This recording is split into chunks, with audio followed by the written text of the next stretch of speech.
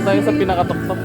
Ganito na tayo. Ito na siguro, pinakatuktok na napuntahan ko dito sa Leyte. Kaya, tara na. So guys, what's up? Ayun. Time check tayo. So 4:45 na ngayon. For today's video, pumunta tayo ngayon sa Sea of Clouds dito sa Baybay City. Malapit na kasi dito sa Mahaplag. Kaya maganda daw pag medyo maaga para maano talaga yung makita talaga natin yung clouds na masyadong maaga nga. Prepare muna tayo.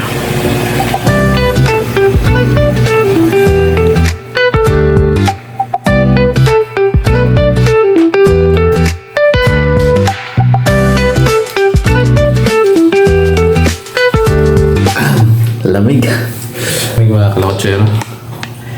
Taling araw pa kasi 5 pa lang. At dito na nga ay inihahanda ko na ang aking mga dadalhin. Siyempre yung jacket natin, yung helmet, at higit sa lahat yung medyas natin. Medyas? Masyado kasi malamig. Medyas tayo.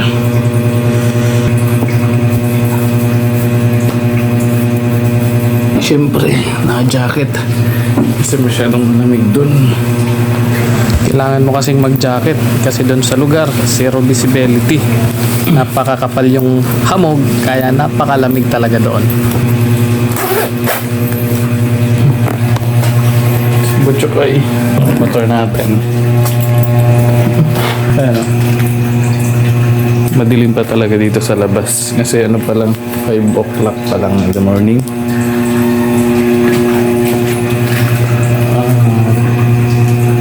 Yun nga, maganda daw na ganitong oras pupunta, kaya susubukan natin. Excited tayo kasi first time nating pumunta ngayon sa Sea of Clouds. Makikita natin kung ano talaga yung itsura in actual, no? Sa picture video ko lang kasi ito siya nakikita, kaya this is my chance na ma-witness natin kung gaano ba talaga ganda. So hindi na tayo magtatagal kasi alas 5 na. Let's roll! So, sana matsimpuhan natin kasi ang hirap kasing tsimpuhan yung Sea of Clouds. So sana ngayong pagpunta natin doon ay matsimpuhan natin na meron talagang clouds na makikita natin, no? So tara.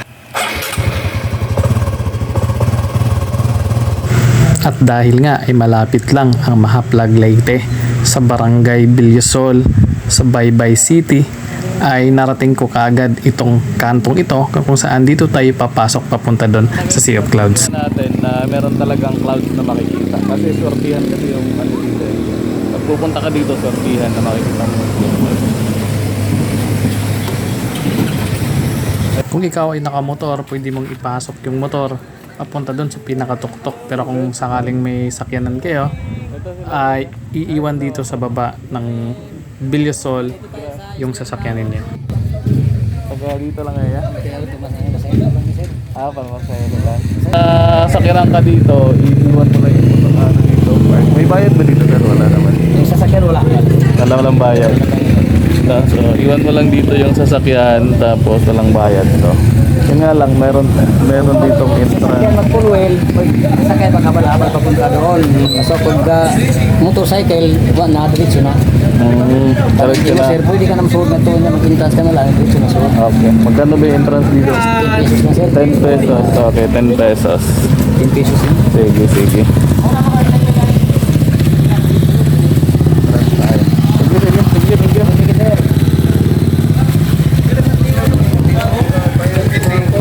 So guys, kailangan na natin mag-entrance ng 10 pesos para makapasok. Pero kung ano ka, may dala ka na sasakyan is kailangan mong iwan dito, tapos meron dito mga passengers. Ito sila ni kuya, ito mga naka-white. Ayan sila. Ayan, nakapila. Ayan, sila nakapila dito. Sila yung maghahatid doon, no? Para doon sa taas. Akyat doon sa motor tayo. Pasok tayo doon. So here we go.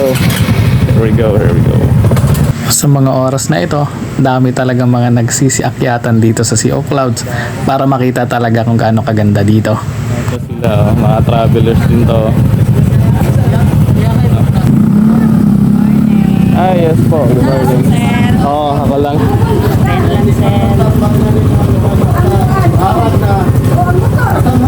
So guys, kailangan magbayad ng 10 pesos para sa... Thank you. Thank you, sir. Sige. Tara tayo. So guys, mga kalakotsero, excited tayo ngayon ano.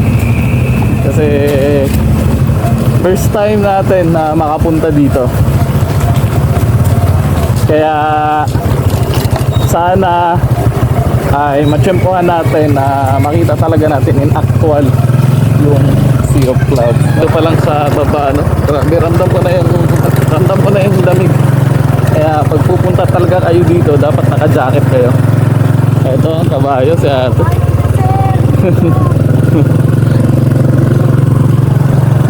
So mga kalawatsera, dito na tayo sa may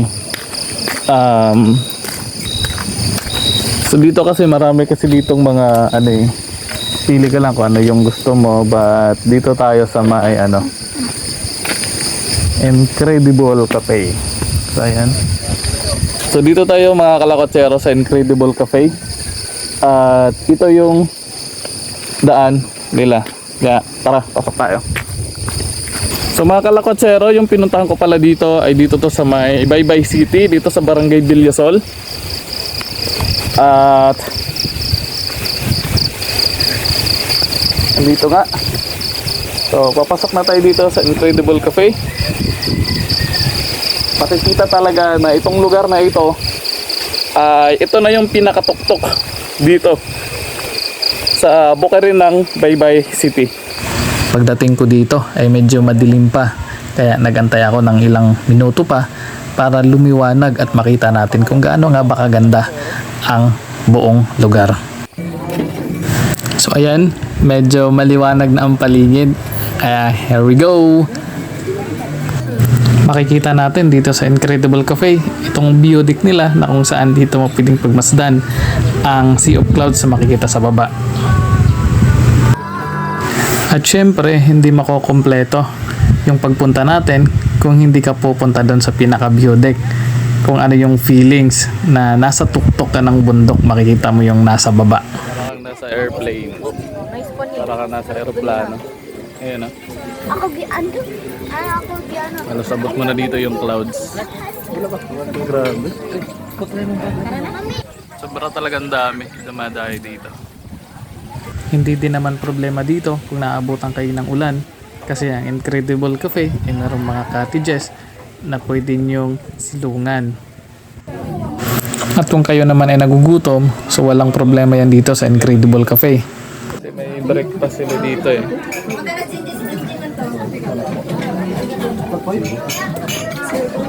Sige po. So meron sila dito breakfast. Ayan. Dito yung menu nila. So meron dito, basta yung pang breakfast, coffee, eto, marami.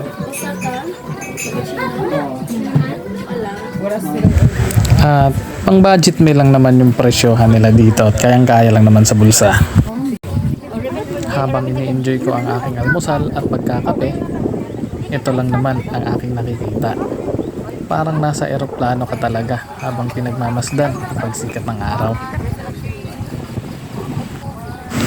Perfect place talaga, hindi lang para sa mga mag-lovers, but pati na sa family outing.